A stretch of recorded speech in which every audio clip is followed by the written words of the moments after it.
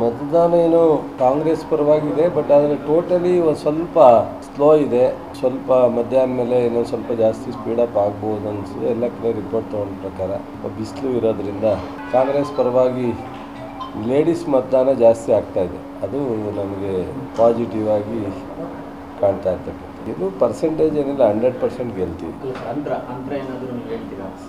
ನಾನು ಯಾವತ್ತೂ ಹೇಳೋ ಅಭ್ಯಾಸ ಇಲ್ಲವಲ್ಲ. ಕಾಂಗ್ರೆಸ್ ಗೆಲ್ಲಿಸ್ಬೇಕು ಅನ್ನೋದು ಜನಾಭಿಪ್ರಾಯ ಇದೆ. ಕಾರಣ ಓಪನ್ ಆಗಿ ಅವ್ರು ಡಿಕ್ಲೇರ್ ಮಾಡಿದ್ದಾರೆ, ಗ್ಯಾರಂಟಿಯನ್ನು ನಾವು ನಿಲ್ಲಿಸ್ತೀವಿ ಅಂತಲೇ KR ನಗರದಲ್ಲಿ ಕುಮಾರಸ್ವಾಮಿ ಅವರು ಭಾಷಣ ಮಾಡೋದು, ಮತ್ತು ಗ್ಯಾರಂಟಿ ಕೊಡೋದು ತಪ್ಪು ಅಂತಲೂ ಹೇಳಿದ್ದಾರೆ, ಮತ್ತು ಗ್ಯಾರಂಟಿಯನ್ನು ತಗೊಂಡು ಹೆಣ್ಮಕ್ಳು ದಾರಿ ಬಿಟ್ಟಿದ್ದಾರೆ ಅಂತ ಹೇಳಿದ್ದಾರೆ.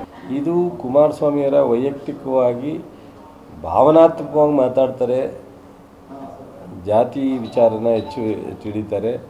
ಸೊ ಅದು ಕಾಲಾಂತರದಿಂದ ಅವರು ಉಪಯೋಗಿಸ್ಕೊಂಡಿದ್ದಾರೆ, ಬೇರೆಯವರು ಅದನ್ನು ಉಪಯೋಗಿಸ್ಕೊಳಕ್ಕೆ ಹೋಗಿಲ್ಲ. ಅಷ್ಟನ್ನು ಬಿಟ್ಟರೆ ಸೊ ವೈಯಕ್ತಿಕವಾಗಿ ಮಂಡ್ಯ ಜಿಲ್ಲೆಗೆ ಏನು ಅವ್ರದ್ದು ಏನು ಕೊಡುಗೆ ಏನು ಮಾಡಿದರು ಅಂತ ಅಂದರೆ ಇಲ್ಲ. ರಾಜಕೀಯವಾಗಿ ತಗೊಂಡ್ರೆ ಇಲ್ಲಿ ಇಷ್ಟು ವರ್ಷ ಅವ್ರಿಗೆ 67 ವರ್ಷ ದೇವೇಗೌಡರು ರಾಜಕಾರಣ ಮಾಡೋರು, ಅವರು ಅವ್ರ ಮಕ್ಕಳು 3 ಜನ. 67 ವರ್ಷ ರಾಜಕೀಯ ಸುದೀರ್ಘ ಜೀವನದಲ್ಲಿ ಮಂಡ್ಯ ಜಿಲ್ಲೆಗೆ ಒಂದು ಲೋಕಸಭಾ ರಾಜ್ಯಸಭಾ ಸದಸ್ಯರು ಮಾಡೋಕ್ಕಾಗಲಿಲ್ಲ, ಒಬ್ಬರನ್ನ ವಿಧಾನಸಭೆಗೆ ಕಳ್ಸೋಕ್ಕಾಗಲಿಲ್ಲ. ಆ ರೀತಿ ಒಂದು ಕಡೆ ಅಭಿವೃದ್ಧಿನೂ ಇಲ್ಲ, ಒಂದು ಕಡೆ ನೀರಾವರಿ ಯೋಜನೆಗೆ ಹೆಚ್ಚು ಪ್ರೋತ್ಸಾಹ ಕೊಟ್ಟಿಲ್ಲ.